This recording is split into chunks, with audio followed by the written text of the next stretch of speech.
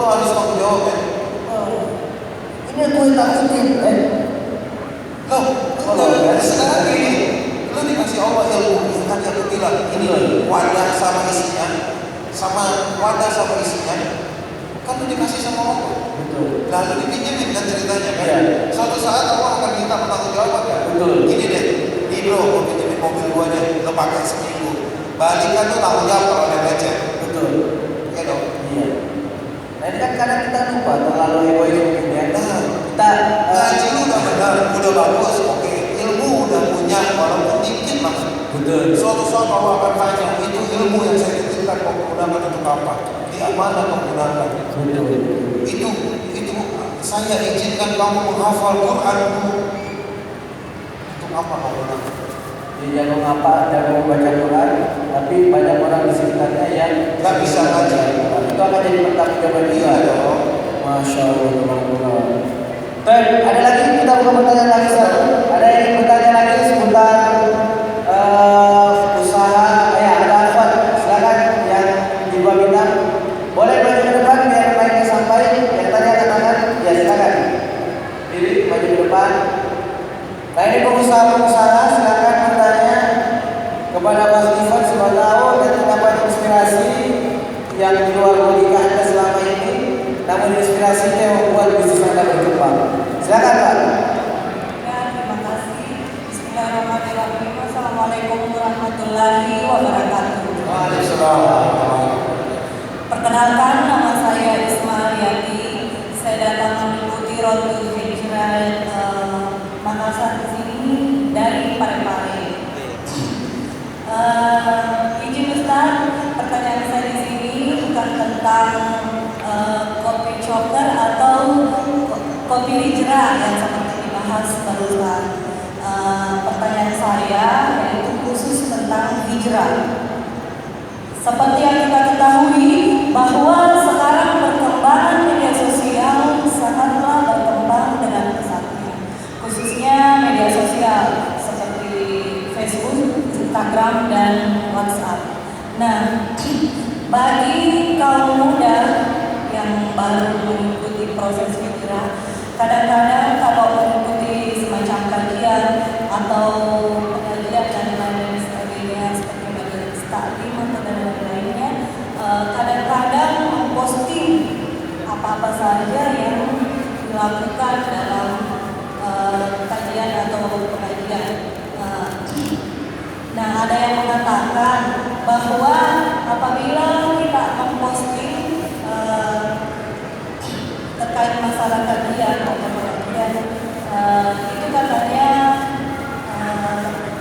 semacam riya, tidak boleh diposting.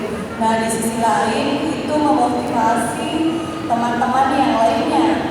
Nah, itu yang menjadi pertanyaan saya. Itu saja Pak Ustadz, mohon pencerahannya. Terima kasih. Wassalamualaikum warahmatullahi wabarakatuh. Iya, jadi sederhananya adalah ria atau tidak tanya kepada diri kita masing-masing. Ya, saya belakangan ini kalau yang perhatikan Instagram saya agak jarang posting tentang yang sahadat. Tapi setiap hari ada orang sahadat 7-11 orang. Masya Allah. Yang sahadat jalan terus, jalan alhamdulillah. Di sini aja udah 2 hari ya kita ya. Setiap hari ada yang sahadat. Setiap hari ada yang sahadat. Ini baru di Makassar. Kalian bisa bayangin ya, Indonesia 33 provinsi. Kalian bisa bayangin ya, 167 negara di dunia. Kalian bayangin ya, Allah itu hadirkan setiap saat sahadat. Tapi perlu nggak saya posting setiap hari ya? Nggak perlu juga. Kadang-kadang itu harus kembali ke diri kita. Niatnya apa pada saat posting? Niatnya dapat apa? Dapat likes, dapat follower baru, dapat viewer baru di YouTube. Sampai hari ini saya nggak punya YouTube loh. Saya nggak punya YouTube. Kalau ada yang mau nanya berapa banyak yang sudah syahadat, itu lebih dari 65.000 orang. Masya Allah. lebih dari 65.000 orang di Indonesia aja. Kalau saya posting terus di Instagram, itu nanti dikirain apa? Spam. Yang jualan obat kurus tau nggak di Instagram? Atau obat peninggi badan, itu musuhnya Pak Malik itu. Coba dulu kakak, itu masih urusan di dalam 1 minggu kaki di kamar-kamar. Perlu nggak? Nggak perlu. Sesekali perlu nggak? Sesekali perlu. Sebagai apa? Pengingat diri sendiri. Ya, ini biasanya di kajian akidah. Aku biasanya di kajian khusus yang tentang akidah yang memang bicara tentang akidah. Kita tanyain ke diri kita sendiri pada saat posting kita mau apa. Jadi kalau pulang nanti mau tidur, kalian tanya ke diri kalian sendiri, untuk apa kalian hidup? Untuk apa saya hidup? Saya sering bilang ke tim saya, terutama di lapangan Wallaf Center, kalian tanya ke diri kalian, jika kalian berani berdoa, maka mintalah sama Allah, ya Allah, kalau saya hamba ini tidak lagi berguna untuk agama, matikan saya sekarang. Karena saya tidak mau memperpanjang dosa saya di dunia ini. Matikan saya dengan segera. Setiap individu kita ajarkan mereka. Ini orang-orang Wallaf Center yang di depan. Setiap individu Wallaf Center keluar dari rumah untuk berdakwah, maka pesankan ke istrimu, pesankan ke orang tuamu, pesan ke istrimu, Umi, istriku, jangan kau doakan saya selamat dalam perjalanan dakwah ini. Doakan saya mati dalam kali ini agar menjadi fisabilillah. Pernah ada suami yang ngomong itu? Selain yang depan. Berani ngomong seperti itu? Harus berani. Kita muslim. Itu yang membedakan kita dengan orang kafir.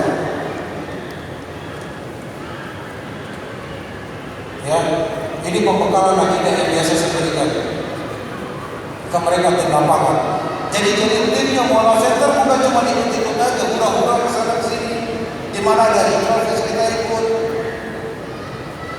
nuntut sahaja di sana sini. Bukan. Pembekalannya adalah seperti ini. Kau keluar dari rumah, pastikan itu untuk berdakwah atau berjihad. Ya, ini mencari nafkah untuk istri dan anak. Maka jika kau mati di saat itu terjadi, insya Allah fisabilillah. Insya Allah fisabilillah. Dan pastikan itu semua yang kau lakukan hanya untuk Allah. Sama seperti Indonesia. Kembali lagi. Bisnis ikhlas yang tadi ada judul di sini. Itu saya yakin itu kalau kalian mau berbisnis, ngapain repot sama manusia lain? Karena Allah sudah janjikan bisnis dengan Allah itu adalah satu-satunya bisnis yang tidak akan merugi. Satu perdagangan, satu perniagaan yang tidak akan pernah merugi adalah perniagaan kita untuk Allah. Jadi tadi si kopi ikhlas tadi, kenapa konsepnya minum sepuasnya, bayar seikhlasnya? Karena setiap gelas yang sudah kita keluarkan, sudah kita ikhlaskan untuk sedekah. Jika dia memberi masukan uang, berarti itu Allah yang atur. Dan itu sistem syariah yang sudah dibangun sedemikian rupa. Dan alhamdulillah hari ini barista saya beberapa diantaranya berstandar dunia. Standarnya dunia artinya kalau kita ikut kompetisi, bukan kompetisi lokal lagi, ikut kompetisinya di Malaysia, di Singapura, jenggotan, cingkrang, celananya cingkrang, jadinya jenggotan, lebih pakai peci. Kita nggak pernah takut sama, kita nggak pernah malu dari kita ini muslim kok. Emang kenapa kok? Betul. Ya, dan kita pegang license global. Ya kita tunjukin kita muslim, bisa nggak profesional? Sangat bisa. Kenapa lo nggak yakin? Kita cuma udah di sana, ngetik aja kamu. Oke.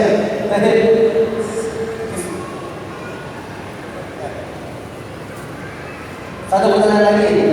Tapi boleh saya tanya ini? Atau mereka yang tanya ini? Apa ini? Ada lagi yang mau bertanya satu pertanyaan sebelum kita tutup? Ada yang mau bertanya? Oke, kalau gitu ya boleh balik ke depan. Ini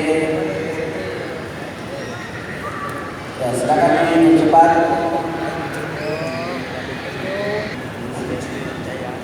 Ya, Bismillahirrahmanirrahim. Assalamualaikum warahmatullahi wabarakatuh. Ya, sebelumnya nama saya Rahman. Saya dari Maluku. Ya, saya mau bertanya sama kakak. Kakak saya jadi yang pertama, sekarang saya juga lagi buka sebuah bisnis. Saya buka bisnis namanya Belo Studio. Yang saya mau tanyakan sama kakak itu, kan manusia ini materialis kan? Kalau kita sendiri itu kita manusia yang materialis. Dan saya bertanya sama kakak, bagaimana sistemnya kakak? Kalau misalnya mungkin kakak mau berani buka sama kita, bagaimana sistemnya kakak? Kita minum kopi, minum sepuasnya, bayar seikhlas kan? Kalau misalnya kita mau pikir dari mana kakak dapat keuntungan, dapat mendapatkan keuntungan dari hal yang seperti itu. Jadi sistem apa ya atau bagaimana sistemnya kakak mengelola sistemnya yang bisa mendapatkan keuntungan dan bahkan dalam 1 tahun saja sudah bisa membuka 19 cabang di seluruh Indonesia. Apakah bisa share kepada kita semua? Kira-kira seperti itu. Terima kasih. Assalamualaikum warahmatullahi wabarakatuh. Ini pertanyaan sama seperti waktu ngisi seminar yang sama di Malaysia. Apa sistemnya? Ada di judul kan? Mana sih judul? Ekohal. Bisa ditampilkan judul Mas Ivan.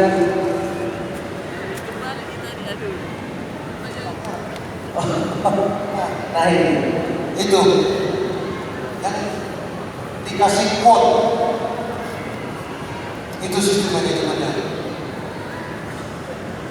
Ya, roasting di tempat saya bayar seikhlasnya. Minum kopi di tempat saya bayar seikhlasnya. Mau konsultasi bisnis kafe, bangun kafe sampai sebesar apapun, bayar seikhlasnya.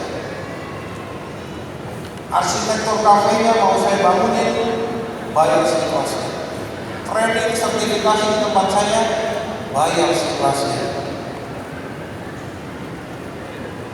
Ini salah satu quote terbaik dari Robert T. Kiyosaki. Mungkin pernah dengar ya. Dia bikin quadrant, bisnis quadrant, dari employee, self-employee, business owner, investor. Dia pernah bilang, jika kau berhenti mengejar uangmu, maka uangmu akan mengejar dirimu. Dia bikin seperti itu. Dan quote itu tidak bisa berjalan kecuali dia khusus. Percaya nggak? Karena Robert Kiyosaki hari ini bangun dan kere miskin. Karena tidak ada agama lain yang menganjurkan untuk berkata ikhlas, bahkan untuk melakukan ikhlas. Hanya Islam yang punya. Cuma orang Islam yang punya, katanya ikhlas ini cuma orang Islam yang punya. Jadi hanya kita Muslim yang bisa. Kalau antum tanya bagaimana manajemennya, kita itu udah gak mikirin target produksi. Yang kita pikirin adalah bikin kopi seenak mungkin supaya customer hatinya senang. Begitu hatinya senang, satu pahala masuk ke kantong kita. Beres kan? Kalau dia sampai kasih uang, itu namanya bonus. Simpel kan?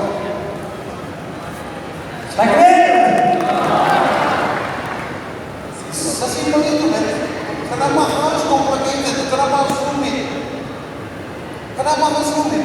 Kalau lo bisa bikin semudah itu dan Allah sudah anjurkan semudah itu, kenapa kita manusia bikin itu menjadi rumit? Masya Allah. Makanya itu slogan yang dipakai di Indonesia. Kalau bisa dibikin susah, ngapain digampangin? Ya kan? Akhirnya muncul seperti itu. Padahal kalau bisa kita gampangkan, kita mudahkan dan serahkan ini sama Allah. Allah yang ngatur. Lu kayak gak punya Allah aja.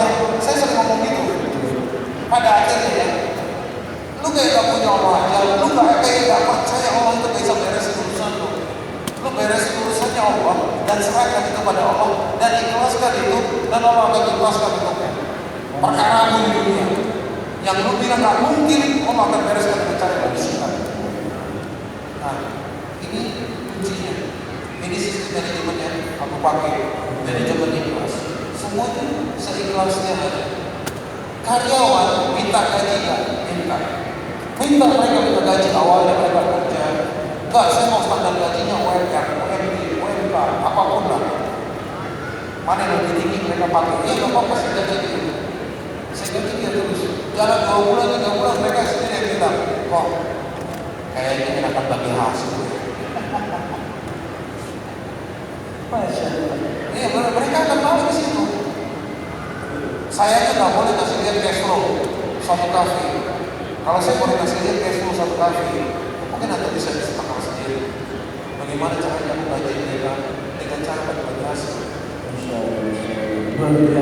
Makanya sharing yang ada di tempatku adalah mulai dari OP, runner sampai barista, semuanya dapat bagian. Walaupun bagiannya tidak sama portion. Jadi pada saat ada orang datang mau nawarin kerjasama, siapa ownernya? Saya kalau lagi dari kafe, saya tanya siapa? Oke, itu. Lagi nunggu owner? Iya itu. Kok bisa di owner di media punya seorang? Ya. Masya Allah. Share, dia punya share, dia punya sama. Silakan ngomong sama dia. Masya Allah. Jadi makanya ini saya bilang bisnis di dalam Islam pasti akan memuliakan saudara kita. Kita nggak akan merendahkan saudara kita. Kita akan memuliakan dia. Ya, inilah dia. Bisnis itu caranya Allah. Masya Allah. Sebenarnya masih banyak yang kita ingin korek. Dan saya yakin teman-teman banyak yang penasaran betul tidak dengan bisnis seperti ini tidak begitu. Nanti insya Allah mudah-mudahan ada waktu bersama Mas Steven kita akan mengkaji dan menggali dalam lagi tentang ilmu ikhlas. Yang penting yang ada di sini teman-teman semua, di depan Anda ada seseorang yang berbisnis ikhlas dan untung. Cabangnya di mana-mana, bahkan membuat di Korea Selatan. Itu yang penting. Makanya pulang dari sini yang dibawa keikhlasannya, yang dicontoh keikhlasannya, dan yang dilakukan keikhlasannya nanti seperti keuntungan yang akan didapatkan. Ya ini pentingnya mungkin yang didapat malam ini. Mudah-mudahan Allah memberikan kepada kita keikhlasan, baik itu sebagai karyawan, baik itu sebagai pengusaha, baik itu sebagai apapun. Bila kita, jika kita memulai dengan memberikan yang terbaik tanpa